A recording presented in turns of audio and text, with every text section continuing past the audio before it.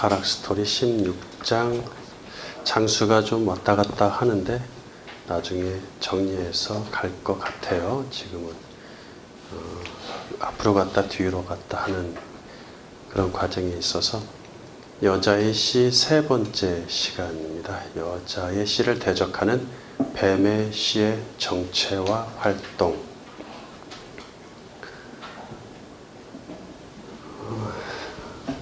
뱀의 시에 대한 시간인데 따로 독립적으로 한 장이나 두 장을 쓰려고 하다가 여자의 시 세 번째로 뱀의 시에 대한 이야기를 넣어봤어요. 여러분들이 어떻게 이해하시는지에 따라서 뱀의 시로 빼서 따로 한 장, 두 장을 만들지 그건 좀 봐야 될 것 같아요. 첫 번째 챕터 이스라엘 회복에 관한 예언과 여자의 시의 관계성. 1. 고레스를 통한 이스라엘의 회복이 주는 상징성. 인류는 가문과 혈통을 이야기할 때 남자를 기준으로 합니다. 모순 어법 여자의 시는 이런 인간적 기준을 초월하여 여자에게서 나올 그리스도를 말하며 아울러 혈통을 초월하여 나올 그리스도의 사람들을 말합니다. 중요한 것은 이들이 모두 하늘에서 비롯된 하나님의 씨라는 것이죠. 지난 시간에 했었죠. 그리스도와 그의 사람들은 복음의 근간을 이룰 뿐 아니라 성경 전체의 핵심이겠죠. 따라서 여자의 시란 말 속엔 세상을 향한 하나님의 구원의 뜻이 담겨 있어요. 하나님은 이 시에 관해 많은 구절에서 예언하십니다. 그 예언들을 올바르게 해석하려면 단수 제라의 특별 용법을 이해하면서 복수, 베네나, 체차에와 명확히 구별하는 기준을 취해야 합니다. 즉 제라와 베네와 체차를 구별하지 않고 통틀어서 자손 또는 후손으로 번역하면 그것도 계속 제라는 자손, 베네는 후손, 체차에는 후손으로 이렇게 통일하지도 않고 성경들이 보면 어디서는 제라를 자손으로 했다가 어디서는 후손으로 했다가 어디서는 씨라고 했다가 이렇게 막 우후죽순이란 말이에요. 그래서 그런 식으로 자손, 후손의 개념으로 번역하면 이 세 개의 단어를 여자의 씨와도 상관없고 씨의 복음도 얻지 못하겠죠. 제라는 이스라엘의 회복에 대한 예언에서 사용되며 이스라엘의 회복에 대한 예언입니다. 이스라엘의 궁극적인 회복은 메시아를 통해서 이루어지죠. 따라서 제라는 메시아와 이스라엘 회복을 위해 특별히 채택된 단어겠죠. 제라는 이스라엘의 회복에 대한 그런데 이스라엘의 회복이 문자적으로 바벨론 포로 귀환 시대로 맞춰져 있다는 것이 문제입니다. 당연한 거 아니냐 한데 이게 또 문제가 될 수 있어요.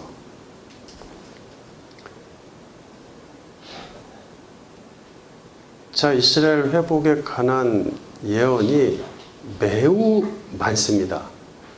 매우 많은 페이지를 할애하고 있기 때문에 구약 성경에 거의 주다고 보시면 돼요. 그런데 거기에 제라가 사용되고 있단 말이죠. 그러니까 제라를 씨와 연결시키지 못하면은 결국 그냥 자손 후손 이렇게 이스라엘 후손들이 회복되고 이런 얘기로 그냥 끝나는 거예요. 근데 그것이 문자로 봐서는 바벨론 포로 귀환 시대로 맞춰져 있다는 것이죠. 그렇다 보니 제라가 사용된 회복의 예언들을 바사왕 고레스나 예루살렘 성전, 성벽, 재건으로 해석하는데 그치는 경우가 많습니다. 그렇게 되면 선지서와 시가서가 우리와는 상관없는 민족 이스라엘의 옛날 이야기로 전락하겠죠.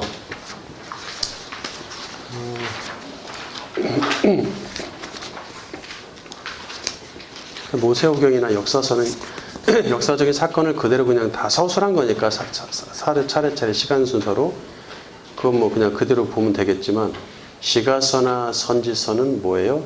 예언, 상징, 비유, 알레고리 이런 것들이 가득 들어있단 말이죠. 그런데 거기서 문자로 그대로 옛날 이야기로 전락할 수밖에 없단 말이에요. 잘못 해석하면. 하나님이 약속하신 회복은 일시적 제한적인 맛보기 수준의 회복에 불과하게 되겠죠. 하나님이 그런 수준의 회복을 위해 수많은 구절을 할애해서 설명하실 이유가 없습니다. 구약에는 그리스도의 모형으로 등장하는 인물들이 많아요. 그 모형 인물들을 통해서 원형인 그리스도를 배워야지, 모형의 인생을 배우는 것은 매우 어리석은 일입니다. 특히 이스라엘의 포로 귀환과 성전 재건을 명령한 핵심 인물이 누구죠? 예, 하나님의 종으로 칭해지는 고레스가 있는데, 그는 그리스도의 모형입니다. 고레스가 한 중요한 일을 통해서 그리스도가 할 일을 배워야 한다는 얘기예요. 네, 고레스가 했던 역사 속에서 실제로 했던 그 중요한 일을 통해서 그리스도가 할 일이 무엇인지 배우자. 그런데 일부 학자들은 고레스가 하나님의 목자라는 이유로 그에 관한 전설까지 찾아서 마치 메시아가 한 번 잠깐 나타났다 간 것처럼 전설까지 찾아서 그를 배우려고 합니다. 이는 일부 교회들이 아브라함과 이삭과 야곱을 통해서 그리스도를 배우기보다 아브라함과 이삭과 야곱의 삶을 배워서 그들이 받은 복을 받아내려는 것과 같습니다. 재미는 있겠죠. 아브라함과 이삭과 야곱의 기록을 통해서 여러 가지로 성경에는 없는 여러 가지 전설들, 이스라엘 전통들, 유태인의 미드라시 이런 거 다, 탈무드 다 동원하고, 또 요즘 이제 이스라엘이나 예루살렘으로 공부하러 가시는 신학자들이, 목회자들이 많기 때문에 거기서 가서 이제 공부하면 그들의 역사에서 성경에 없는 많은 이야기들을 배워온단 말이에요.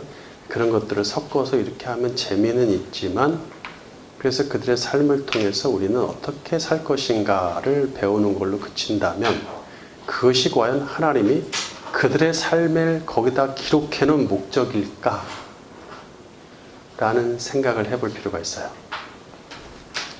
대부분 시가서와 선지서가 이스라엘 회복을 이야기하지만 가장 자세히 예언하는 책은 이사야와 시편입니다. 이사야, 시편. 이사야는 BC 740년에서 BC 681년 유다 우시야, 요담, 아하스, 히스기야 때에 활동한 선지자죠. 이사야 44장으로 가볼게요. 이것은 BC 700년경에 쓴 것인데 플러스 마이너스 10년까지는 왔다 갔다 해야 될 것 같아요. 이때 이미, 그러니까 이제 이사야가 740년에서 681년 사이에 활동을 했으니까 요 기간에 이제 이사야서를 기록했을 것이다라고 봤을 때 한 700년경이면 44장에 해당하지 않을까, 이렇게 이제 예측을 하는 거죠, 대략. 이때 이미 바사왕 고레스란 이름과 그의 사역이 예언되고 있습니다. 그런데 고레스는 나중에 BC 538년에 바벨론 제국을 점령하고 천하를 통일했던 사람이죠. 그리고 그 다음 해에 황제가 됐죠. BC 539년에 포로 귀향과 성전 재건의 칙령을 내립니다. 이게 고레스 원년이에요. BC 538년에 천하를 통일하고 바벨론을 징벌하죠. 그리고 그 다음 해에 포로 귀환과 성전 재건의 칙령을 내렸어요. 따라서 하나님은 고레스의 사역이 있기 약 160년 전에 이스라엘 회복을 예언하십니다. 이사야 44장 26절 바른 성경. 여호와께서는 자기 종의 말을 응하게 하시고 자기 사자들의 계획을 이루신다. 예루살렘에 대하여는 그곳에 사람이 살 것이다 말씀하시며 유다 성읍들에 대하여는 그것이 건축될 것이며 내가 그 폐허된 곳들을 다시 세우겠다 말씀하시고 기쁨에 대하여는 말라라 내가 내 강물들을 마르게 할 것이다 말씀하시며 고레스에 대하여는 그는 나의 목자이다 그가 나의 모든 뜻을 이룰 것이다 말씀하시고 예루살렘에 대하여는 내가 다시 건축될 것이다 말씀하시며 성전에 대하여는 내 기초가 놓일 것이다 말씀하실 것이다. 이사야 45장 1절. 여호와께서 그의 기름 부음을 받은 고레스에게 이같이 말씀하시되 내가 그의 오른손을 붙들고 그 앞에 열국을 항복하게 하며 내가 왕들의 허리를 풀어 그 앞에 문들을 열고 성문들이 닫히지 못하게 하리라. 4절. 내가 나의 종 야곱 내가 택한 자 이스라엘을 위하여 내 이름을 불러 너는 나를 알지 못하였을지라도 내게 칭호를 주었노라. 13절. 내가 공의로 그를 일으킨지라 그의 모든 길을 굳게 하리니 그가 나의 성읍을 건축할 것이며 사로잡힌 내 백성을 값이나 갚음이 없이 놓으리라. 만군의 여호와의 말이니라 하셨느니라. 네. 고레스를 통한 회복의 시대를 문자는 얘기하고 있죠. 자, 근데 기름 부음 받은은 원어로 마시아흐인데 기름 부음 받은 또는 기름 부음 받은 자란 뜻입니다. 한마디로 메시아 우리가 메시아라고 하죠. 그것을 메시아흐를 메시아라고 하죠. 이스라엘에서 기름 부음 받은 자가 누구예요? 뭐지? 왕 또는 제사장 또 선지자 그리고 진짜 메시아. 그런데 이방 나라의 왕인 고레스를 기름 부음 받은 자라고 칭하는 그러니까 전례 없는 일이 발생했어요. 그 이유는 무엇이냐? 그가 메시아 사역의 모델이 되기 때문입니다. 그를 그러니까 기름 부음 받은 자 고레스라고 하면 메시아 고레스 이런 말이에요. 즉 고레스가 이스라엘을 바벨론에서 회복하는 사역은 메시아가 이스라엘을 죄에서 해방하는 사역을 상징하겠죠. 네. 그렇게 연결을 시켜야 된단 말이에요. 고레스에 대한 이야기들이 많아요. 세상 역사 속 페르시아 역사 이런 데도 많고 그렇기 때문에 거기서 많은 이야기들을 가져와서 또 어떤 그 신학자나 목사님은 그쪽에서 또 연구를 많이 하셔가지고 뭐 이쪽에 페르시아 왕들 역사 이런 거를 전공하고 박사학위를 받아가지고 오셔가지고 저 사람이 메시아를 전하는 사람인지 고레스를 전하는 사람인지 모를 정도로 그렇게 열심히 재밌는 얘기를 해주시는데 그거는 주객이 전도된 상황이라고 볼 수 있어요. 그러니까 그런 거를 잘 우리가 생각을 할 필요가 있습니다. 두 번째, 이스라엘의 남은 자에게서 나올 여자의 씨, 메시아와 메시아의 사람들. 비록 선지서가 문자적으로 바벨론 포로에서 이스라엘 회복을 말하지만 바벨론 포로에서부터 이스라엘 회복이죠. 문자로만 그치지 말고 메시아 시대에 관한 예언임을 염두에 둬야 한다는 얘기예요. 이사야의 회복에 관한 예언에는 제라 예언에서 제라는 하나님의 시인 메시아와 메시아의 사람들에 대해 사용되고 있다는 얘기예요. 이사야 44장 1절 바른 성경. 나의 종 야곱아 내가 택한 이스라엘아 이제 너는 들어라. 너를 만드시고 너를 태에서부터 지으신 여호와께서 말씀하신다. 주께서 너를 도와주실 것이다. 두려워하지 마라 나의 종 야곱아 내가 택한 여수로나 참으로 내가 메마른 땅에 물을 주고 마른 땅에 시내가 흐르게 할 것이며 내가 나의 영을 내 자손에게 나의 복을 내 후손들에게 부어줄 것이니 그들은 마치 시냇물가의 버들처럼 풀 가운데서 솟아날 것이다. 어떤 이는 말하기를 나는 여호와의 것이다 라고 할 것이며 또 다른 이는 야곱의 이름을 부를 것이고 또 어떤 이는 자기 손에다 나는 여호와의 것이다 라고 기록하며 이스라엘 사람이라고 스스로 칭할 것이다. 네, 여기 여술은 나오죠. 이거 원어로 예슈룬인데 예슈룬은 곧다, 똑바르다란 뜻의 야샤르에서 온 명사입니다. 고유 명사. 그래서 굳이 해석하자면 올곧은 사람이란 뜻입니다. 이런 택한 백성이 그렇게 되길 바라는 마음으로 이스라엘 니네들이 그렇게 됐으면 좋겠다라는 마음으로 하나님이 이스라엘을 부르는 애칭이죠. 사실 이스라엘이 근본적으로 올곧게 되려면 그들의 죄가 해결되어야 합니다. 따라서 여수룬이란 호칭 속에는 메시아의 속죄 사역과 그 혜택으로 올곧게 될 새 시대에 회복된 이스라엘에 대한 하나님의 마음이 담겨 있습니다. 3절에 제라를 자손으로 체차이를 후손으로 번역을 해놨는데 자손과 후손들은 사실상 같은 의미로 원어의 묘미를 살리지 못하겠죠? 예, 아무 의미가 없어요. 또 어디는 제라를 후손이라고 했다가 체차이를 자손이라고 하는 데도 있어요. 그게 의미가 없죠.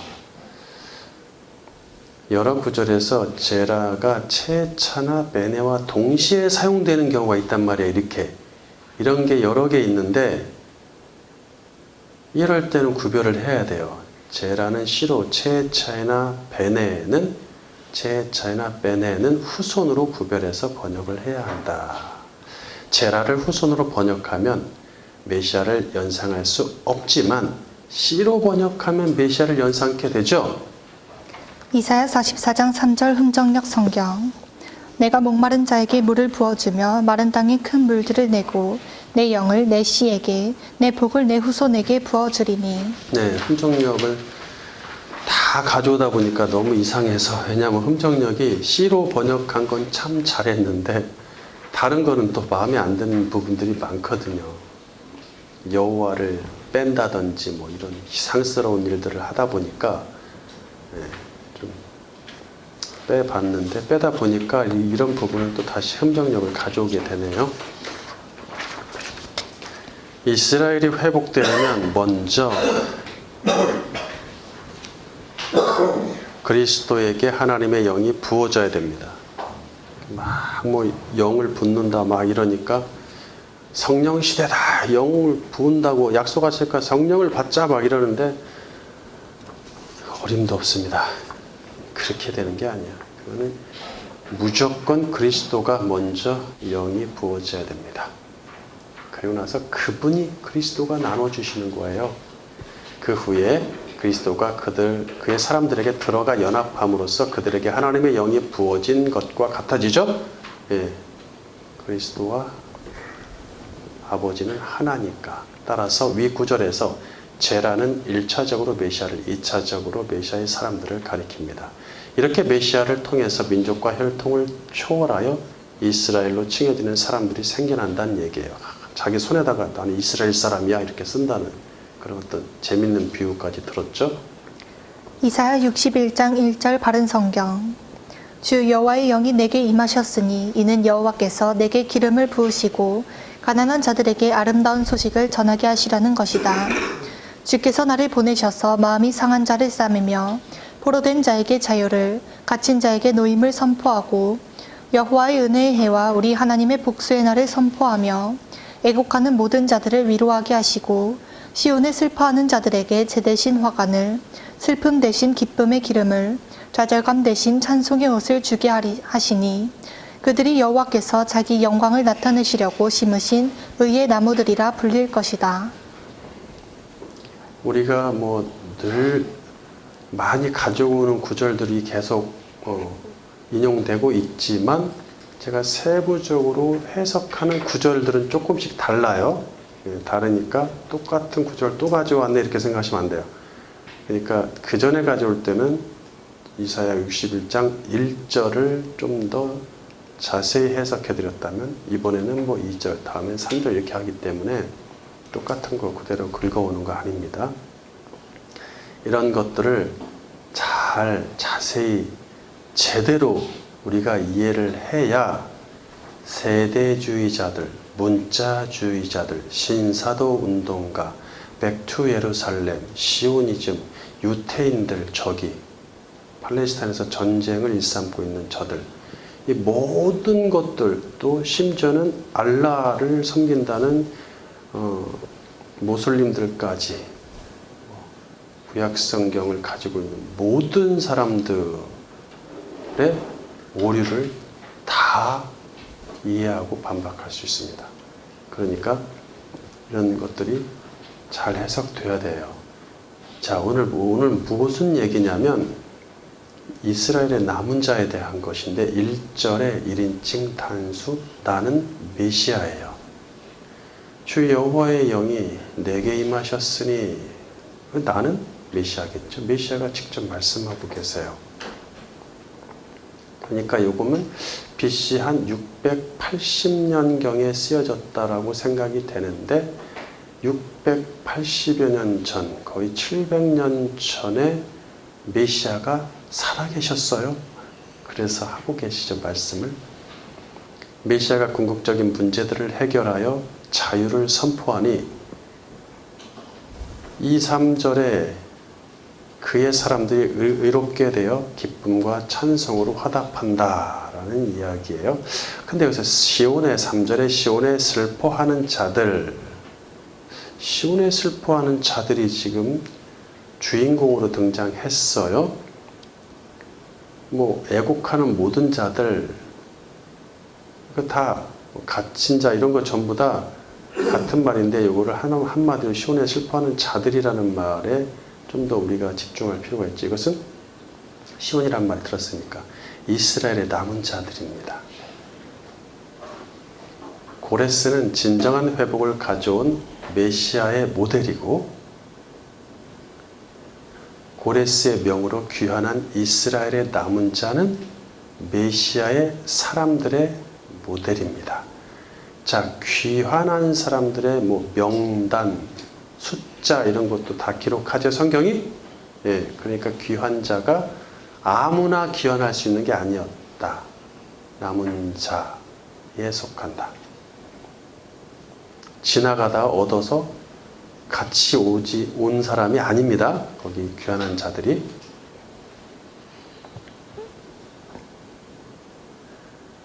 다시 고레스의 진정한 회복을 가져온 고레스는 진정한 회복을 가져온 메시아의 모델이고 고레스의 명으로 귀환한 이스라엘의 남은 자는 메시아의 사람들의 모델인 거예요. 그러니까 3인칭 복수 이제 그들이 나오는데 그들은 이스라엘의 남은 자로서 바벨론 포로에서 귀환해 성전과 성벽을 재건하고 제사를 회복한 자들입니다. 4절 그들은 옛적에 황폐해진 곳을 건설하며 전에 폐허된 곳을 세울 것이니 황폐한 성들 대대로 폐허된 곳을 수리할 것이다. 타국인들이 서서 너희 양떼를 칠 것이며 이방 사람들이 너희 농부와 포도원 지기가 될 것이나 너희는 여호와의 제사장이라 불리며 사람들이 너희를 우리 하나님의 봉사자들이라 말할 것이고 너희가 민족들의 재물을 먹으며 그들의 영광을 자랑할 것이다. 너희가 수치 대신에 갑절의 몫을 얻으며 굴욕 대신에 자기 몫을 즐거워할 것이다. 그러므로 그들이 자기 땅에서 갑절의 몫을 소유할 것이니 영원한 기쁨이 그들에게 있을 것이다. 나 여호와가 공의를 사랑하며 약탈과 불의를 미워하고 그들에게 성실히 보상하며 그들과 영원한 언약을 맺을 것이다. 그들의 자손이 민족들 가운데 그들의 후손이 백성들 가운데서 알려질 것이니 그들을 보는 모든 자들이 여호와께서 복주신 자손임을 인정할 것이다. 그러니까 이제 회복된 이스라엘, 회복된 자들, 메시아를 통해서 회복된 자 이렇게 그냥 통틀어서 얘기를 한단 말이에요. 그거는 이제 그 수준의 사람들한테는 그렇게 얘기하지만 우리가 좀 더 깊이 들어가서 수준이 올라가면 조금 세분화시킬 필요가 있다는 얘기예요. 복음의 불씨가 이스라엘에서 시작되고 복음의 근원인 메시아가 유대에서 나오기 때문에 이스라엘 민족 또는 예수님 시대는 유대인이라고 불렀죠. 그들을. 이스라엘 민족은 제사장 나라가 되고 복음의 선발대가 됩니다. 선발대. 하나님은 그들과 영원한 언약을 맺으시는데 이들에게서 하나님의 씨이며 여자의 씨인 메시아가 나오며 이들을 통해 민족을 초월한 메시아의 사람들이 만들어집니다. 그러니까 아직 메시아의 사람들이라고 직접적으로 말할 수는 없죠. 남은 자들, 실제로 예루살렘을 회복시키는데 활동했던 귀한 자들, 그들이 이제 메시아의 사람들의 조상이 된다는 얘기예요. 그리고 메시아의 조상이 되죠. 그러면 메시아의 사람들은 두 종류로 좀 나누어 볼게요. 메시아의 사람들은 두 종류로 나누어집니다. 메시아의 사람들의 시작은 이스라엘 민족인 유대인으로 구성된 예수님의 사도와 제자들입니다. 그러니까 유대인이죠. 유대인 안에 있는 이스라엘 민족, 구약적으로 얘기하면 이스라엘 민족, 신약적으로 얘기하면 유대인. 이스라엘 민족으로 구성된 사람들이 시작이 되는데, 메시아 그리스도가 오셨을 때 그 유대 안에서 이렇게 제자를 구하잖아요. 제자들이 다 거기서 저기 어디 뭐 로마 가서 하시지 않으니까 이들을 편의상 유대 메시아의 사람들이라 칭할게요. 자, 메시아의 사람들이 두 종류인데 첫 번째 유대 메시아의 사람들. 이들에 의해서 이방 민족들에게 메시아가 전파되면서 이방인으로 구성된 이방 민족으로 구성된 메시아의 사람들이 생겨나는데 이들을 편의상 이방 메시아의 사람들이라 칭할게요. 그러니까 메시아의 사람들이 두 종류죠. 유대 메시아의 사람들이 없이는 이방 메시아의 사람들은 없습니다. 이 순서가 있어야 돼. 항상 이 순서도 아주 중요해요. 여기저기서 뭐 율법과 이런 거 이방인 얘기할 때 바울이 아주 이해하려면 이런 것을 딱 나눠야 돼요. 유대 메시아의 사람들이 있고 이방 메시아의 사람들이 있다. 이스라엘의 남은 자에게서 메시아를 비롯한 유대 메시아의 사람들이 먼저 나온다는 사실이죠. 이것을 유념해야 돼요. 아까 성전 회복에 실제 참여했던, 이스라엘 회복의 맛배기지만 고레스의 명령으로 참석했던 그 사람들, 이스라엘 남은 자들에게서 메시아가 나오고 그 다음에 메시아의 사람들이 나오는데 그 메시아의 사람들이 유대 메시아의 사람들이란 얘기예요. 9절은 제라와 체차예를 구별하여 번역한 흠정료로 보겠습니다. 이사야 61장 9절 흠정여. 그들의 씨가 이방인들 가운데 그들의 후손들이 백성들 가운데 알려지리니 그들을 보는 모든 사람들이 그들을 인정하며 그들이 주께서 복 주신 씨임을 인정하리라. 아이고, 참, 그게 그거 같고 저게 저거 같은데. 이게 참, 이 번역하는 게 참 어려워서, 그래도 뭐 음정료로 해도 될 것 같아요. 자, 그들의 씨, 제라, 그 다음에 그들의 후손들 할 때는 체차에, 그 다음에 또 하나 있어요. 복 주신 씨 할 때 제라가 나오죠. 조금 분명하게 구별을 해야 됩니다. 그들의 씨, 첫 번째 그들의 씨는 성전을 재건했던 이스라엘의 남은 자에게서 나올 씨, 메시아겠죠. 그 메시아가 이방인들, 민족들, 이방인들이라고 해도 되지만 그냥 민족들을 통틀어서 민족들이라고 번역하는 게 좋은데, 이게 또 걸리네. 그렇게 하니까 이게 또 괜히 흠정력 가져왔다 후회할까 되네.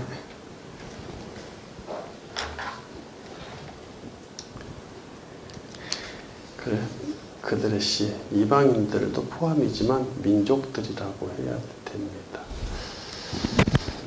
그러니까 그들의 씨는 성전을 재건했던 이스라엘의 남은 자에게서 나올 씨 메시아인데 그 메시아가 민족들에게 알려진다는 얘기죠.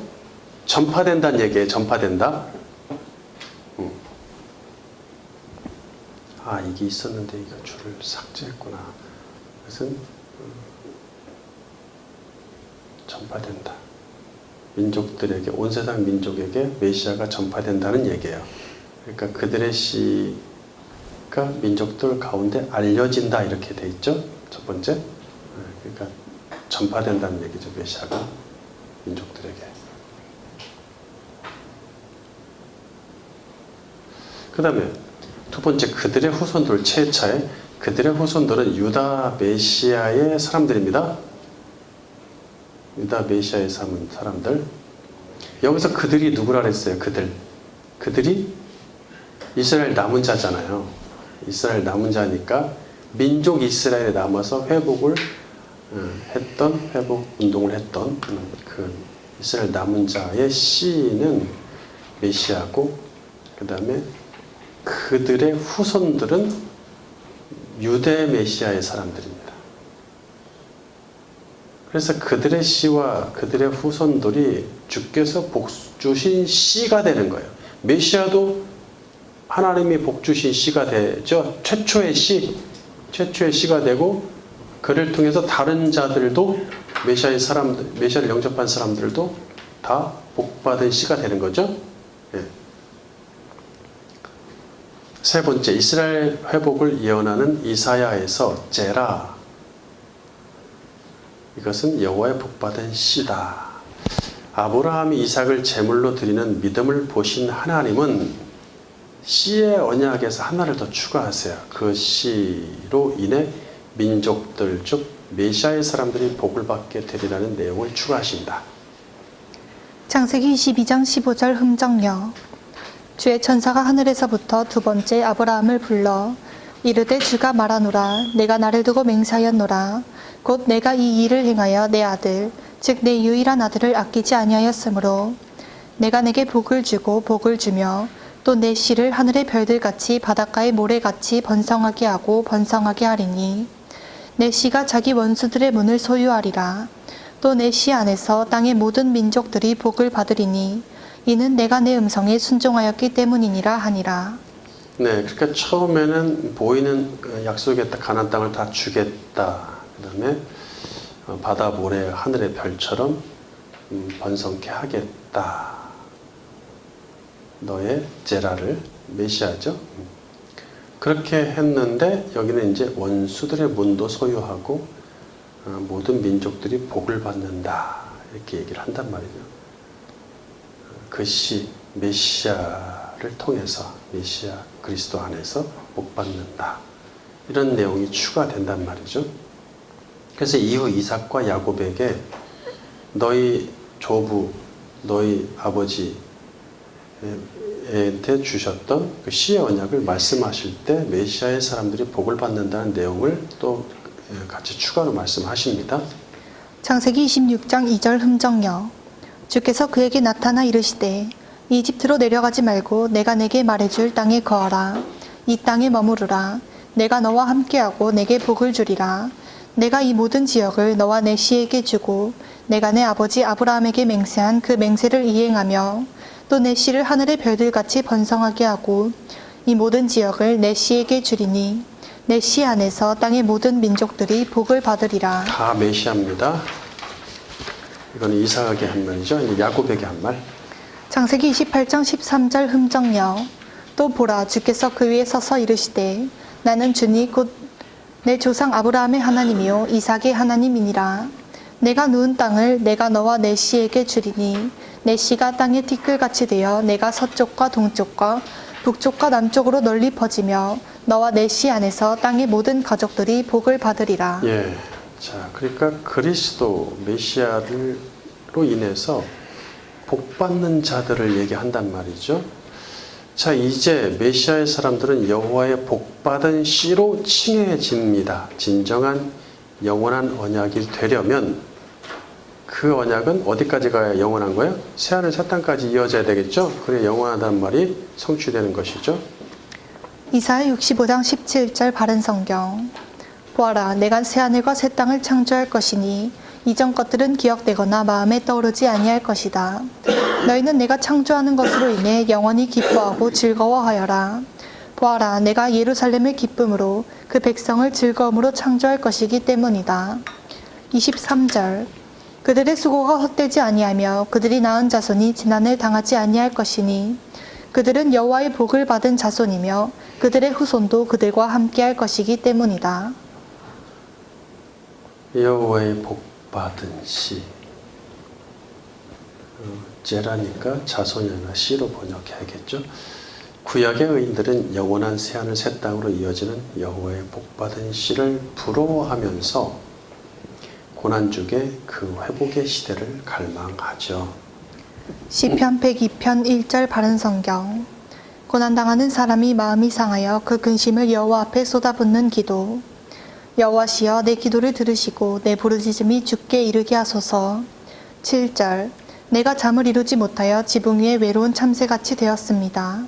내 원수들이 온종일 나를 비방하며 나를 조롱하는 사람들이 나를 대적하는 맹세를 합니다. 나는 쟤들 양식처럼 먹으며 마실 것에 내 눈물을 섞었습니다. 사탄과 그의 세력들의 공격으로 인해 고통당하는 의인들은 여자의 씨가 나타나기를 갈망하죠. 메시아의 임함은 곧 여호와의 나타남과 같으니 그로 인해 새 창조된 백성이 여호와를 찬양할 것입니다. 12절. 그러나 여호와시여 주께서는 영원히 보좌에 앉으시며 주님에 대한 기억은 대대에 이를 것입니다. 주께서 일어나셔서 시온을 불쌍히 여기소서. 지금은 은총의 때이며 정하신 때가 이르렀기 때문입니다. 16절. 참으로 여호와께서 시온을 세우시고 주님의 영광 가운데 나타나실 것입니다. 17절. 주께서는 헐벗은 사람의 기도를 들으시고 그들의 기도를 멸시하지 않으십니다. 오는 세대를 위하여 이를 기록할 것이니 새롭게 창조될 백성이 여호와를 찬양할 것입니다. 찬양할 것이다. 메시아를 통한 회복은 이스라엘과 예루살렘으로 그치지 않고 온 세상 백성과 나라에까지 효력이 발생하죠. 19절. 여호와께서 성소 높은 곳에서 내려다보시며 하늘에서 땅을 살피셨으니 이는 갇힌 자의 탄식을 들으시고 죽게 된 사람들을 놓아주시기 위함이며 시온에서 여호와의 이름을 말하며 예루살렘에서 그를 찬양하게 하시려는 것이다. 그때의 백성들과 나라들이 함께 여호와를 섬기러 모일 것이다. 28절. 주님의 종들의 자손이 안전히 살며 그들의 후손도 주님 앞에 굳게 서 있을 것입니다. 네. 뭐 이렇게 얘기하면 메시아가 하나도 안 보이죠. 그래서 자손이 빼내고 후손은 제라다. 주님의 종들의 자손, 주님의 종들의 자손. 이건 지금 빼내로 돼 있죠. 빼내. 주님의 종들의 자손은 이스라엘의 남은 자로서 메시아 시대를 열 이스라엘 백성이겠죠. 그 다음에 그들의 후손, 이게 제라죠, 메시아죠. 그러니까 그들의 씨, 이스라엘에게서 이스라엘 백성에서 나올 그들의 씨는 메시아입니다. 메시아가 당신 앞에서 주님으로 의역을 다 해놨지만 2인칭 단수, 남성 단수, 하나님께 얘기하는 당신 앞에 굳게 서 있을 것입니다. 누가? 그들의 메시아 시대를 열 이스라엘 백성, 그들의 씨, 메시아가. 두 번째 챕터, 여자의 씨에 대적하는 또 다른 씨. 1. 여자의 씨에 대적하는 뱀의 씨. 이처럼 창조 세상에서 구속사를 실현하는 주인공인 여자의 씨가 창조주 하나님의 전부라고 해도 과언이 아니겠죠. 그렇잖아요. 메시아와 메시아의 사람들 끝. 아버지 하나님의 전부 아닙니까? 아버지 하나님의 재산 전부잖아요. 그렇다면 사탄이 가만둘까요? 어찌 여자와 여자의 씨를 가만히 두고 볼 수 있겠습니까? 그렇지 않아도 하나님은 인류의 역사가 시작되는 이 시점에서 본문에서 아예 둘 사이의 적개심을 하나님이 지정해 두셨어요. 창세기 3장 15절 흠정여 내가 너와 여자 사이에 또 내 씨와 그녀의 씨 사이에 적개심을 두리니 그 씨는 내 머리를 상하게 할 것이요 너는 그의 발꿈치를 상하게 할 것이니라 하시고. 네, 두 번째 밑에 문장은 뭐 아직 다음에나 해야 될 것 같고 지금 앞 문장만 보더라도 두 씨가 서로 적개심을 둔다. 누가? 하나님이. 하나님은 여자와 뱀이 용서와 화해로서 둘의 관계를 호의적으로 바꾸실 수도 있겠죠. 네. 또는 둘의 사이가 니네 둘은 잘못했으니까 둘은 원수 돼. 하지만 니들 후손은 그러면 안 되지. 사이좋게 지내. 그래서 그들의 후손이 여자의 씨와 뱀의 씨는 호의적으로 정해 두실 수도 있습니다. 그런데 지정해 두시는 거예요. 하나님이 딱 지정해 두시는 거예요. 그런데 창조주 하나님은 여자와 뱀의 사이에 적개심을 둘 뿐 아니라 여자의 씨와 뱀의 씨 사이에도 적개심을 정해 두십니다. 이제 그들이 아무리 화해하고 손을 잡고 싶어도 절대로 그럴 수 없으니 하나님이 해놓으셨어요. 이들은 원수야. 평생 원수. 세상 마지막 날까지. 그 둘의 원수 관계는 운명이죠.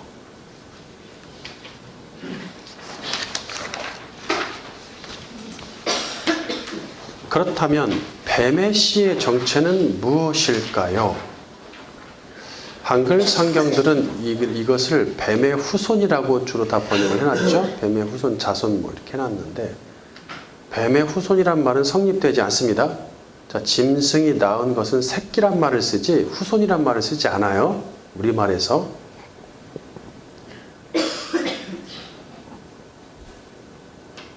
그 다음에 또 우리말에서 자식, 자손, 후손이란 말은 사람에게만 적용이 됩니다. 사용하죠. 예. 원어대로 뱀의 씨라고 그럼 하자. 뱀의 씨라고 할지라도 이게 뱀에게는 씨란 말을 쓰지 않기 때문에 이 또한 어울리지는 않습니다. 뱀의 새끼라는 말을 써도 뱀의 씨란 말은 우리가 안 쓴단 말이죠. 그러니까 매우 유별난 단어죠. 이것도 모순어법이라고까지는 보지 않더라도 매우 특별한 단어다. 표현법이다. 이 정도는 좀 생각할 필요가 있습니다.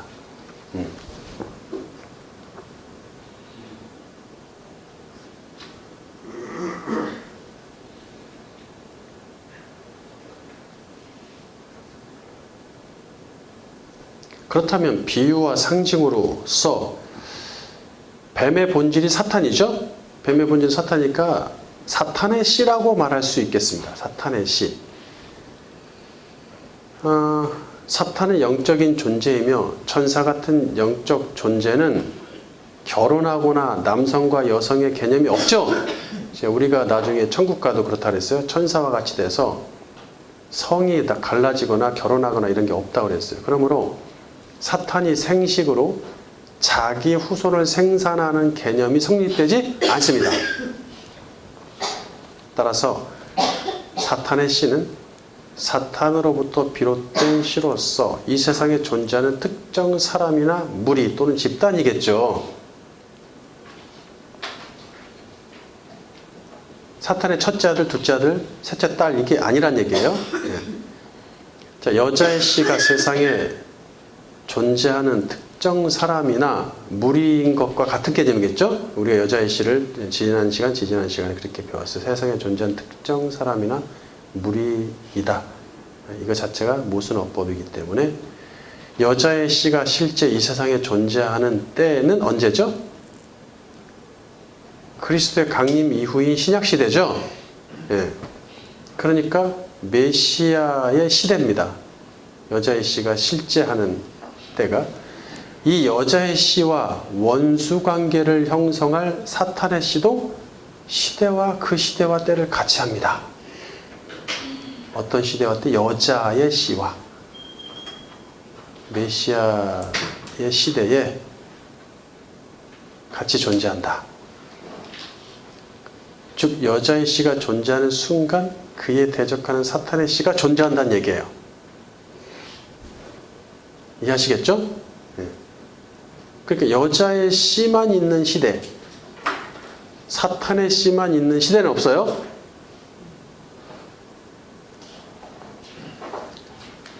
두 번째, 여자의 씨 대 여종의 씨, 또는 약속의 씨 대 육체의 씨, 이렇게 되겠죠. 본서는 지난 장에서 여자의 씨는 아브라함 때의 씨의 언약을 통해서 본격적으로 제시되었고, 그렇죠? 아브라함 때 본격적으로 제시됐죠. 공식적으로 아브라함에게서 비롯되었음을 입증했어요. 여자의 씨는 아브라함에게서. 누구를 통해서? 이삭, 그렇죠? 사라, 여자인 사라 다 얘기했어요. 그런데 아브라함에게서 다른 씨가 하나 더 나옵니다. 창세기 17장 19절 흠정력. 하나님께서 이르시되 참으로 내 아내 사라가 내게 아들을 낳으리니 너는 그의 이름을 이삭이라 하라. 내가 그와 또 그의 뒤를 이을 그의 씨와 더불어 내 언약을 세워 영존하는 언약이 되게 하리라. 이스마엘로 말하건대 내가 내 말을 들었나니 보라 내가 그에게 복을 주었으며 또 그를 다산하게 하고 심히 번성하게 하리라. 그가 12 통치자를 낳으리니 내가 그를 큰 민족으로 만들리라. 그러나 내 언약은 내가 내년에 이 정한 때에 사라가 내게 낳을 이삭과 더불어 세우리라 하시니라. 자, 두 개의 씨는 사라에게서 나온 여자의 씨와 하갈에게서 나온 여종의 씨입니다. 하나님은 여자인 사라에게서 나온 씨인 이삭과 영원한 언약을 세우시겠다고 반복해서 말씀하세요. 어떻게 해서든지 해보려고 아브라함이 다른 씨를 만들어냈지만 그가 그 씨 아니다. 그 씨는 아니야. 반면 여종의 씨인 이스마엘과는 어떤 언약도 세우지 아니하시고 복은 주시긴 주죠. 복이라고 복이 다 똑같은 복이 아닙니다. 아까 메시아와 메시아의 사람들이 여호와의 복받은 씨라고 그랬죠. 여호와의 복받은 씨. 그 복이 무슨 복인지는 우리 바라크, 에쉐르, 마카리오스, 율로게오에 대해서 공부했죠. 그 복입니다. 그 구원이죠. 근데 여기서 이 복은 그런 복이 아니라 다산하고 번성하라. 이거는 동물을 만드셨을 때, 창조하실 때도 주었죠. 공짜로 주어졌죠. 그 다음에 다산해야 되는 노아, 방주에서 나온 후에 많이 낳아야 되니까, 빨리 무기를 만들어야 되니까. 그런 정도의 복을 주셨지 구원의 복은 여기 들어가지 않습니다. 그래서 번성의 복만 주셨을 뿐 이스마엘과는 어떤 언약도 세우지 않으셨다. 그러니까 이제 왜냐하면 그가 12 통치자를 낳는다. 복을 받고 다산하고 번성. 하나님이 사랑의 하나님이라서 이스마엘을 사랑하셔가지고 번성케 하셨다. 이렇게 설교를 하시고 거기서 막 그냥 강조하시는 이야기들이 있어요. 그렇게 얘기하는 사람들이 있는데 그게 뭐죠? 도대체? 지금 그게 지금 여기서 할 얘기인가요? 주님이 걔 아니야. 이스마엘 아니야. 내가 너한테서 나왔으니까 기본적으로 번성은 시킬게. 근데 왜 번성시키는 거예요? 뒤에 이제 이해하실 거예요. 그도 번성해야 돼. 두 종류의 씨인데 한 종류만 많으면 되겠어요? 똑같아야지 비슷하게. 그게 이제 그렇게 같이 가야 되는 거예요. 그래서 12지파, 여기도 12지파예요. 이렇게 가야지 무슨 복 주셨다고 이렇게 가면 안 돼. 그건 저주예요, 저주. 이스마엘과는 절대 나는 언약 같은 거 맺지 않겠다. 이런 거 선포하셨겠죠? 창세기 21장 9절. 사라가 본즉 아브라함의 아들 애굽 여인 하갈의 아들이 이삭을 놀리는지라. 그가 아브라함에게 이르되 이 여종과 그 아들을 내쫓으라. 이 종의 아들은 내 아들 이삭과 함께 기업을 얻지 못하리라 하므로 아브라함이 그의 아들로 말미암아 그 일이 매우 근심이 되었더니 하나님이 아브라함에게 이르시되 내 아이나 내 여종으로 말미암아 근심하지 말고 사라가 내게 이른 말을 다 들으라. 이삭에게서 나는 자라야 내 씨라 부를 것임이니라. 그러나 여종의 아들도 내 씨니 내가 그로 한 민족을 이루게 하리라 하신지라. 네. 자, 여기서 다행히 C로 번역을 했네요. 이삭의 후손과 이스마엘의 후손은 사실상 태어날 때부터 오늘날에 이르기까지 원수 관계로서 단 하루도 전쟁에서 벗어난 적이 없을 정도로 적대적이죠. 지금도 전쟁하고 있어요. 바울은 아브라함의 씨 이야기를 가져와서 세상에 존재하는 두 종류의 씨를 분명하게 나눕니다. 로마서 9장 6절. 그러나 하나님의 말씀이 폐하여진 것 같지 않도다. 이스라엘에게서 난 그들이 다 이스라엘이 아니요 또한 아브라함의 씨가 다 그의 자녀가 아니라 오직 이삭으로부터 난 자라야 내 씨라 불리리라 하셨으니 곧 육신의 자녀가 하나님의 자녀가 아니요 오직 약속의 자녀가 씨로 여기심을 받느니라. 약속의 말씀은 이것이니 명년 이때가 내가 이르리니 이때에 내가 이르리니 사라에게 아들이 있으리라 하심이라. 네, 그러니까 아까 창세기 17장 앞 페이지에서 21절 내 언약은 내가 내년에 이 정한 때에 사라가 내게 낳을 이삭하고 다시 그러니까 그 내년에 가면 이삭이 있는 거예요. 그래서 이삭하고 내가 세우겠다. 혈통적 이스라엘이 모두 하나님의 택한 백성 이스라엘로 칭해지지 않습니다. 그 이스라엘이 그럴 것 같으면 망하지 않았겠죠. 이스라엘 안에도 두 씨가 있으니, 그렇죠? 이스라엘 안에 바알에게 무릎 꿇은 자, 무릎 꿇지 않은 자 있죠? 예. 두 씨가 있습니다. 참 이스라엘 사람과 가짜 이스라엘 사람이 존재합니다. 마치 예수님이 나다나엘에게 참 이스라엘 사람이구나 라고 말씀하신 것과 같습니다. 각주 81번 요한복음 1장 47절 바른 성경. 예수께서 나다나엘이 자기에게 온 것을 보시고 그에 대하여 말씀하시길 봐라. 참 이스라엘 사람이다. 그 속에 간사한 것이 없다라고 하시니 그리스도의 생애에 이 부분을 좀 참고하시면 될 것 같고요.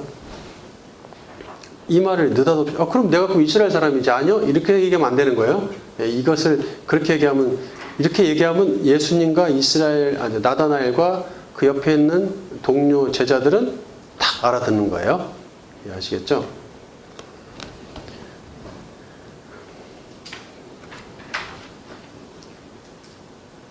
자, 그것을 로마서 9장 6절이 얘기한 거예요. 그 다음에 유대인은 아브라함의 혈통을 받은 자신들만이 아브라함의 복을 이어받을 아브라함의 자손으로 여겼단 말이에요. 혈통적 아브라함의 자손은 돌만도 못한 가치입니다. 그렇죠? 네. 그러니까 속으로 아브라함이 우리 조상이라고 말하지 마라. 네. 그렇게 할 것 같으면 하나님이 이 돌들로 아브라함 자손 만들겠다. 니들이 아브라함의 자손이냐? 돌로 만들게. 돌만도 못한 것들아. 이런 얘기겠죠. 혈통으로 치면 이스마엘이 아브라함의 육체의 씨이자 장자이죠. 네. 정확합니다. 그러나 육신의 자녀는 하나님의 자녀가 아닙니다. 육체의 자녀는 하나님의 자녀가 아니다. 하나님께 약속의 말씀을 받은 약속의 자녀가 하나님의 자녀입니다. 90세가 되어 폐경된 사라에게 내년 이맘때 즉 약 10개월 후에 아들이 있으리라고 약속의 말씀을 주십니다. 그리고 그 아들과 내가 연약을 맺을 것이다. 이 말씀을 하실 때 사라의 몸에 그 씨가 있어 임신했다는 뜻이겠죠. 이미 임신한 겁니다. 이 씨는 아브라함의 육신의 씨라고 보기 어렵겠죠. 여자의 씨와 관련된 참 씨는 혈통으로 되지 않는다는 원칙을 세우십니다. 세 번째, 약속의 자녀 대 육체의 자녀. 이는 야곱과 에서의 경우도 마찬가지인데 그들이 태어나기 전부터 이미 택자와 비택자가 결정되어 있었습니다. 택자는 약속의 씨이고 비택자는 택자에 대적하는 육체의 씨입니다. 그래서 야곱 후손과 에서 후손은 역사에서 원수 관계가 되어 지속적으로 싸우죠. 10절. 그뿐 아니라 또한 리브가가 우리 조상 이삭 한 사람으로 말미암아 임신하였는데 그 자식들이 아직 나지도 아니하고 무슨 선이나 악을 행하지도 아니한 때에 택하심을 따라 되는 하나님의 뜻이 행위로 말미암지 않고 오직 부르시는 이로 말미암아 서게 하려 하사 리브가에게 이르시되 큰 자가 어린 자를 섬기리라 하셨나니 기록된 바 내가 야곱은 사랑하고 에서는 미워하였다 하심과 같으니라. 그런즉 우리가 무슨 말을 하리요 하나님께 불의가 있느냐 그럴 수 없느니라. 모세에게 이르시되 내가 긍휼히 여길 자를 긍휼히 여기고 불쌍히 여길 자를 불쌍히 여기리라 하셨으니 바울은 토기장이신 창조주 하나님의 뜻대로 귀히 쓸 그릇인 약속의 씨와 천히 쓸 그릇인 육체의 씨가 결정된다고 결론을 내리죠. 16절부터 21절까지 토기장이 비유를 하면서 바울이 쭉 얘기합니다. 여기서 약속이라는 게 뭐냐 그러면 약속이란 귀하게 쓰기로 작정된다는 뜻이죠. 귀하게 쓰기로 작정되었다. 약속의 씨는 언제? 창세전에 이미 하나님이 택하신 사람이니 하나님의 씨 또는 하나님에게서 온 씨라고 칭할 수 있습니다. 하나님 살다 보니까 쟤 좀 마음에 드네 너 약속의 씨.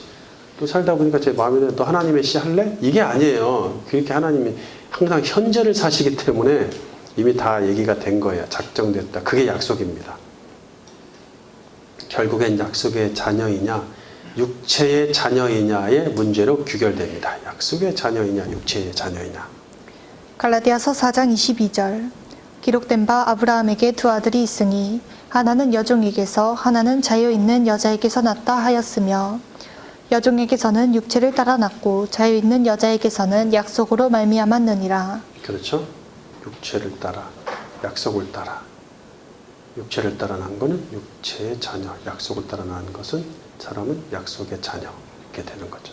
주님이 니고데모에게 말씀하신 것처럼 약속의 자녀는 성령으로 난 자이고 육체의 자녀는 육신으로 난 자이다. 그렇죠? 28절. 형제들아 너희는 이삭과 같이 약속의 자녀라. 그러나 그때 육체를 따라 난 자가 성령을 따라 난 자를 박해한 것 같이 이제도 그러하도다. 그러나 성경이 무엇을 말하느냐? 여종과 그 아들을 내쫓으라. 여종의 아들이 자유 있는 여자의 아들과 더불어 유업을 얻지 못하리라 하였느니라. 그런즉 형제들아 우리는 여종의 자녀가 아니요 자유 있는 여자의 자녀니라. 자, 약속의 자녀인가 육체의 자녀인가의 문제는 뭐로 연결돼? 유업. 천국을 유업으로 받느냐 못 받느냐의 차이입니다. 이건 완전히 극단적인 거죠. 이 세상에서 말할 수 있는 최고의 극단적인 차이. 다시 말하면 영생이냐 영벌이냐의 차이입니다. 이야, 이 정도의 차이입니다. 이스마엘이냐 이삭이냐, 이스마엘에서 난 씨냐 이삭에서 난 씨냐, 여종에게서 난 씨냐 여자에게서 난 씨냐, 야곱과에서냐, 가짜 이스라엘이냐 참 이스라엘이냐, 이게 영생과 영벌의 차이입니다. 세 번째 챕터, 여자의 씨와 사탄의 씨의 공존. 1. 좋은 씨 대 가라지 씨. 선택되지 못하고 약속받지 못한 자들은 육체의 씨, 육체의 자녀이며 동시에 사탄의 씨이기에 사탄에게 속해 사탄을 따릅니다.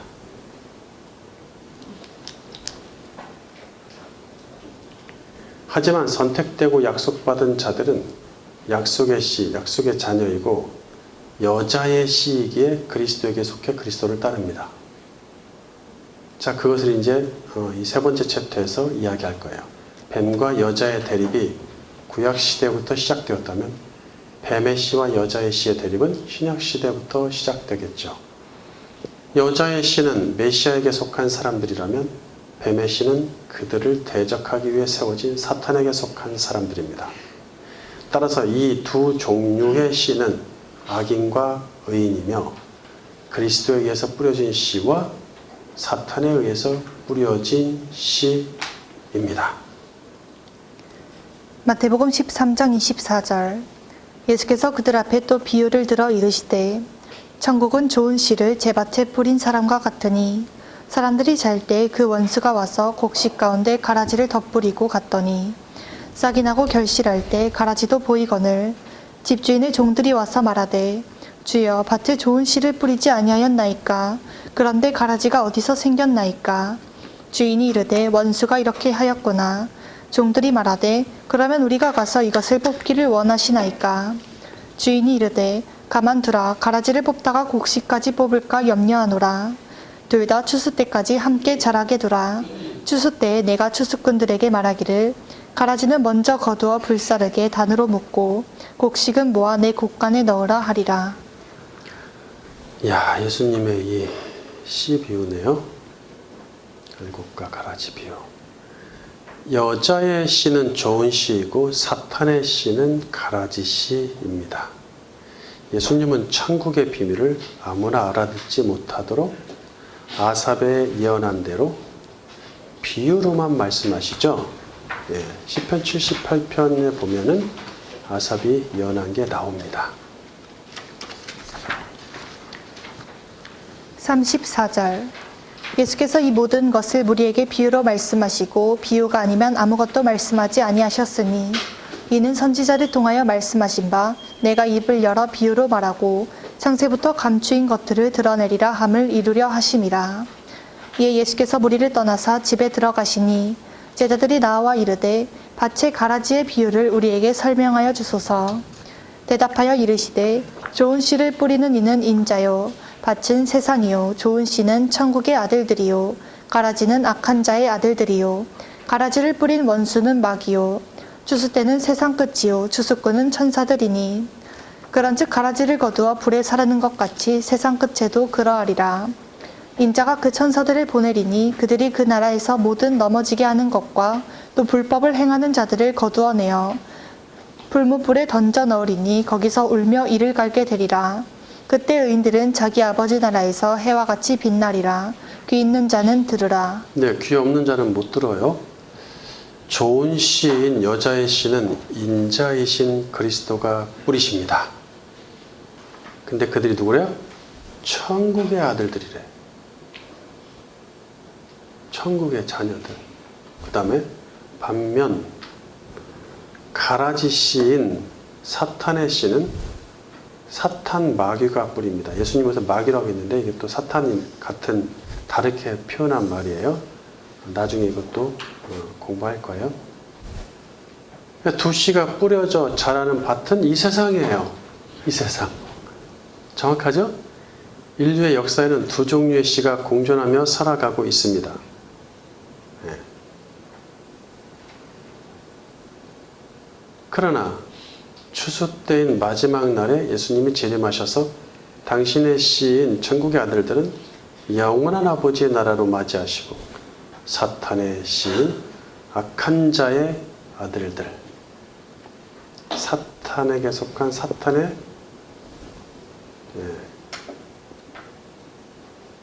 사람들, 씨들은 다 영원한 불못으로 던지시죠. 좋은 씨는 태생이 그렇기 때문에 가라지 씨로 변하지 않습니다. 이것은 밭의 비유, 돌밭의 비유, 가시밭 비유 이런 거 나오죠? 그것도 마찬가지로 변하지 않습니다. 원래 밭이고 원래 그 씨입니다. 씨는 변하지 않아요. 가라지 씨는 비슷해 보여도 종류가 다르죠. 그래서 아무리 노력해도 좋은 씨가 되죠. 여기서 좋은 씨, 여기서 지금 원어에는 이게 곡식이라고 되어 있는데 밀입니다. 밀. 그러니까 밀씨가 되는 거죠. 그래서 곧 이어서 주님이 뭔 얘기를 하시냐면 요 사이에 한 알의 밀알이 떨어져 천국을 무엇으로 비유할 거고 밀알이 떨어지는 거에 대해서 누룩이 퍼지는 거에 대해서 하나님의 나라를 이야기하시죠. 의인과 악인의 신분은 절대로 변하지 않습니다. 이 세상은 사탄의 나라이므로 가라지 씨가 살기 좋은 세상이죠. 자, 우리도 이렇게 보면은 가라지가 같이 논에서 벼와 함께 자라는 걸 많이 보고 자랐어요, 저도. 근데 보면은 벼는 요만한데 가라지는 이만해요. 예, 그러니까 더 잘 자라. 그렇죠? 그것처럼 세상은 사탄의 나라이므로 가라지 씨가 살기 좋은 세상입니다. 두 씨는 원수 관계이므로 공존하면서 전쟁을 치르겠죠. 사탄이 좋은 씨 곁에 자기의 일꾼인 가라지 씨를 뿌리는 이유는 득자를 괴롭히고 유혹하고 박해하려는 것입니다. 주님은 우리에게서 당장의 가라지를 없애지 않으시고 좀 기적으로 좀 그래서 그것만 싹 뽑으실 수 있는 재능이 있으실 텐데 그렇게 안 하시죠? 없애지 않으시고 오히려 그들의 혈기왕성한 활동을 허용하십니다.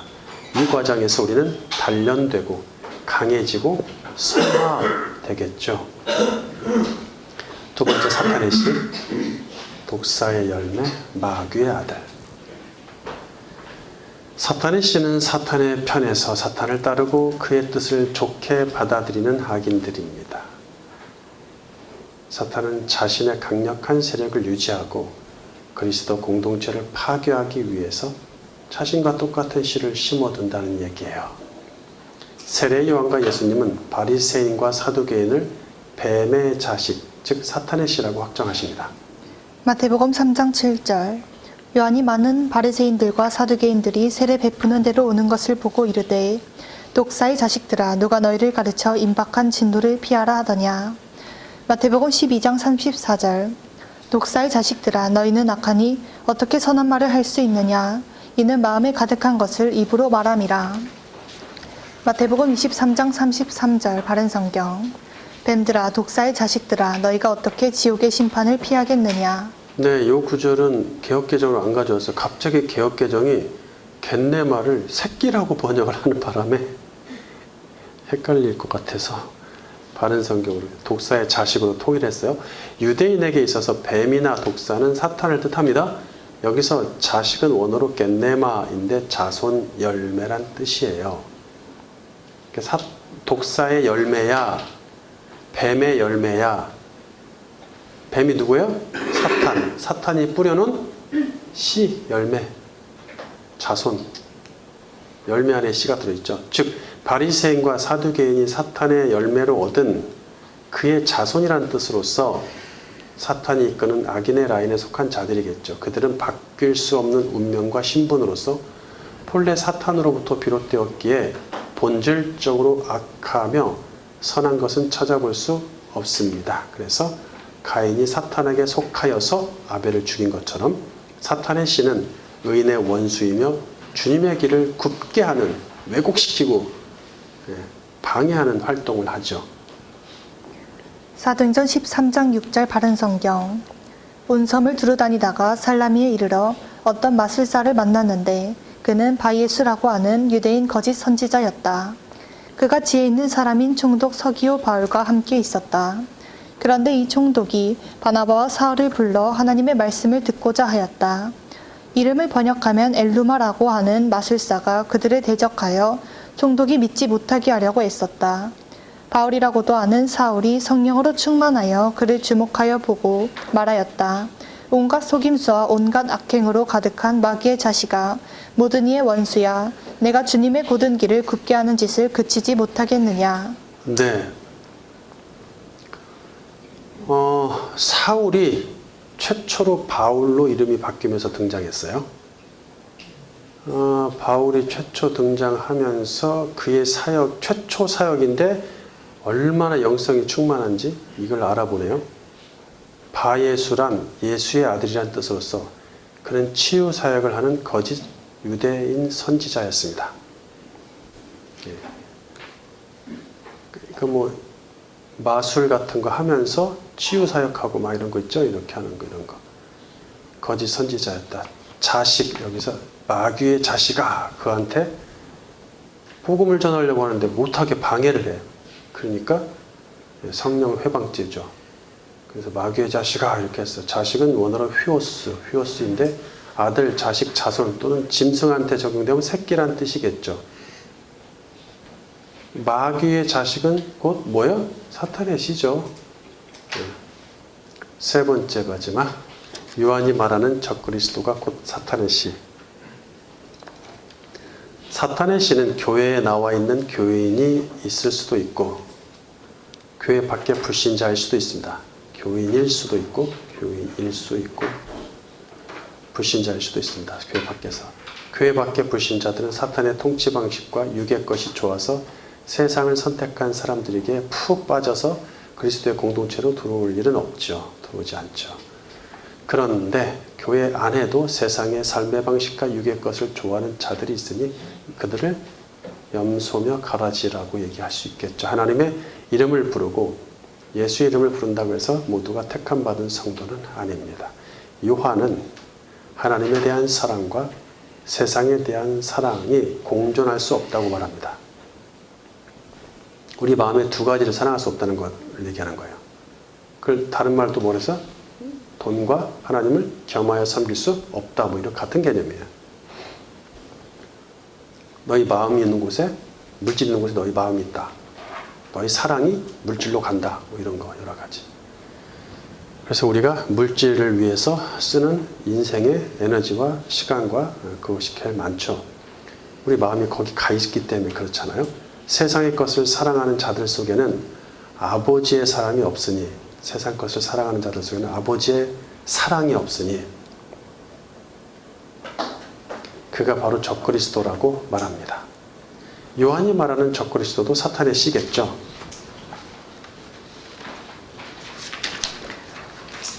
요한일서 2장 15절 바른 성경. 너희는 이 세상이나 세상에 있는 것들을 사랑하지 마라. 누구든지 세상을 사랑하면 아버지의 사랑이 그 사람 안에 없다. 이는 세상에 있는 모든 것은 육신의 정욕과 눈의 정욕과 이생의 자랑이니 아버지께로부터 나온 것이 아니라 세상으로부터 나온 것이기 때문이다. 세상도 지나가고 세상의 정욕도 지나가지만 하나님의 뜻을 행하는 자는 영원히 거한다. 아이들아, 지금은 마지막 때이다. 적그리스도가 올 것이라고 너희가 들은 대로 지금 많은 적그리스도인들이 일어났으니 그러므로 우리는 지금이 마지막 때인 줄 안다. 네, 많은 적그리스도들이 일어났다. 적그리스도는 원어로 안티크리스토스인데 무엇에 반대하여란 뜻의 안티와 그리스도를 뜻하는 크리스토스가 합해서 안티크리스토스가 됩니다. 이게 적그리스도라고 번역을 했어요. 그래서 그리스도를 반대하는 자를 의미합니다. 그리스도를 반대하는 자예요. 혹자보다 많은, 상당히 많은 그 해석자, 설교자들이 적그리스도를 사탄의 능력을 받아서 매우 강력하고 폭력적인 특정 인물로 한정합니다. 그렇죠? 예.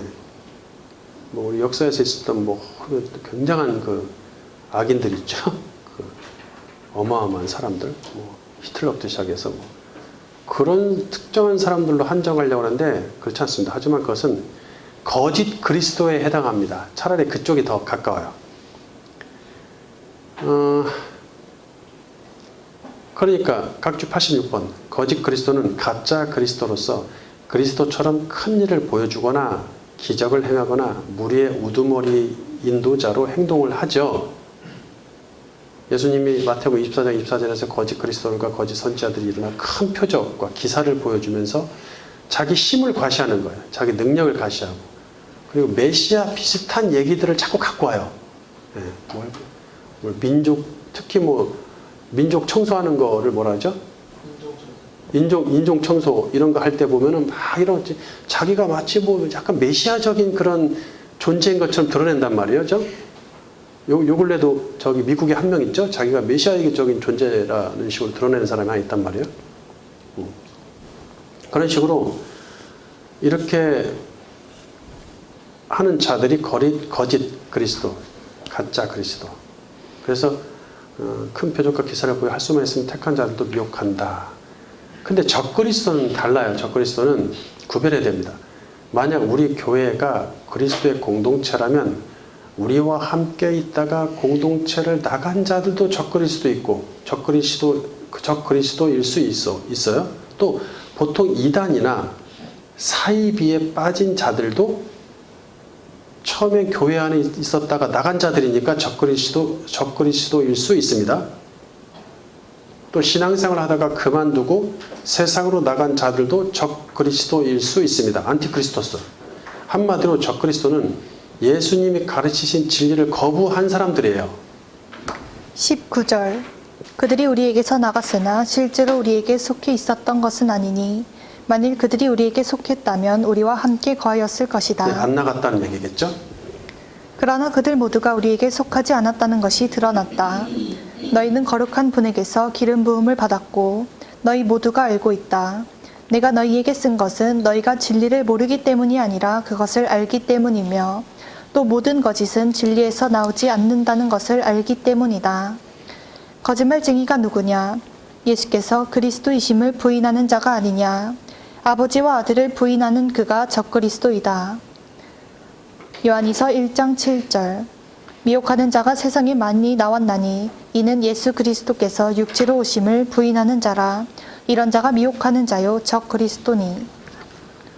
자, 여기 지금 줄친 1, 2, 3번 보시게 되면 그러니까 적그리스도가 그러니까 요한의 시대에 그 공동체에 함께 있었던 사람들이 있었는데 그들이 나갔어요. 나가면서 그들은 우리하고 다른 시다라는 게 입증됐다는 얘기예요. 만약에 우리와 같은 시였으면 남아있겠죠. 그 공동체가 진짜 이 그리스도의 공동체였다면 그러면서 적그리스도 얘기를 한단 말이에요. 그들의 문제가 뭐였는가? 첫 번째, 나사렛 예수님이 구약에서 설명한 그 메시아임을 부인하는 자들. 그렇죠? 나사렛 예수가 그리스도임을 부인한다는 것은 그리스도는 기름 부음 받은 자란 뜻이죠. 다른 말로 메시아임을 부인하는 거예요. 메시아에 대한 이야기는 구약 성경에 많이 쓰였는데 그 메시아가 그 나사렛 예수다라는 걸 부인하는 거. 매치를 안 시키는 거예요. 그리고 두 번째, 하나님과 예수님이 아버지와 아들 관계임을 부인하거나 둘이 아들 관계임을 부인하거나 아버지와 아들이라는 것을 성부성자가 부인하거나 또는 두 분 중 한 분이라도 부인하는 거. 성부를 부인하든지 성자를 부인하든지 같은 개념이죠. 둘이 아버지와 아들 관계임을 부인하는 거나 둘 중에 하나를 부인하는 거 같은 개념입니다. 이거 다 적그리스도다. 그 다음에 세 번째, 예수 그리스도가 사람의 몸, 즉 육체로 오심을 부인하는 모든 자들, 영지주의자들 뭐 이런 사람들 다 적그리스도다. 자, 심지어 네 번째 하나 더 있어요. 예수님을 시인하지 않는 자, 즉 영접하지 않는 자까지 모두 적그리스도입니다.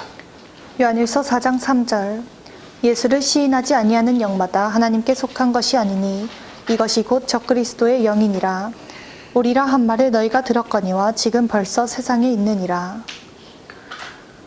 시인하다는 원어로 호몰로게오인데 고백하다, 동의하다란 뜻이에요.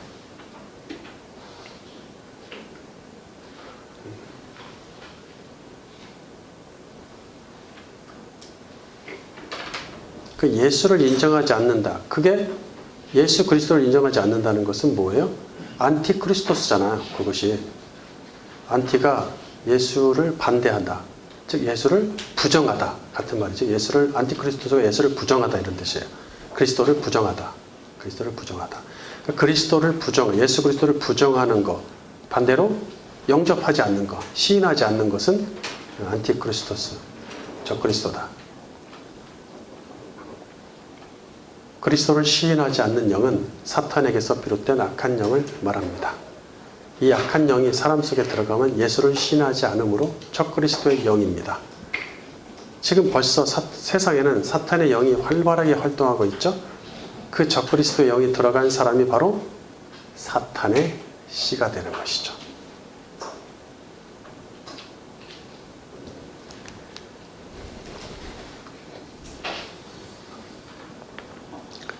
오늘 좀 사탄의 씨에 대해서 좀 무거운 얘기가 되긴 했는데 인생을 살면서 한 번쯤은 해보고 들어봐야 될 이야기, 성경이 얘기하니까 했을 뿐이니까 좀 생소하시더라도 넓은 마음으로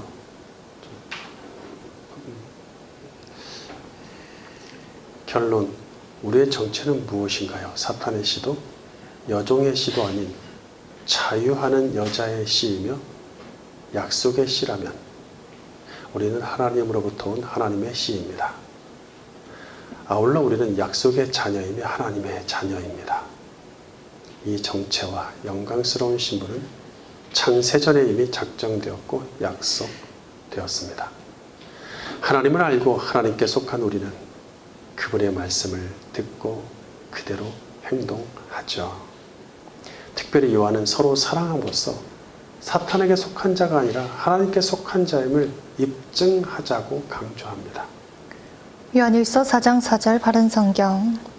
자녀들아 너희는 하나님께 속해 있으며 또 그들을 이겼으니 이는 너희 안에 계신 분께서 세상에 있는 자보다 더 크시기 때문이다. 그들은 세상에 속하였으므로 세상에 속한 것을 말하며 또 세상은 그들의 말을 듣는다.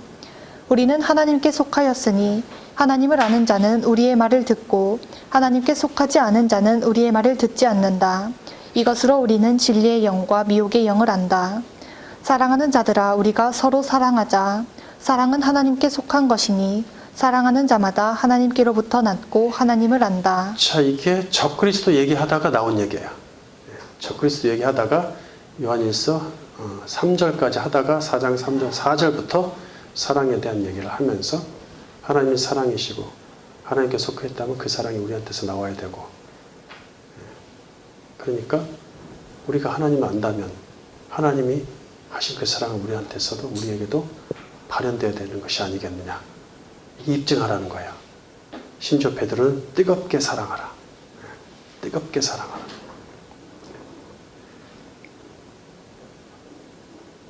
영광스러운 씨로 삼아주심을 평생 감사 찬송하십시오. 사탄의 씨 여기 있습니까? 혹시? 아니죠? 여자의 씨, 약속의 씨, 약속의 자녀, 하나님의 자녀.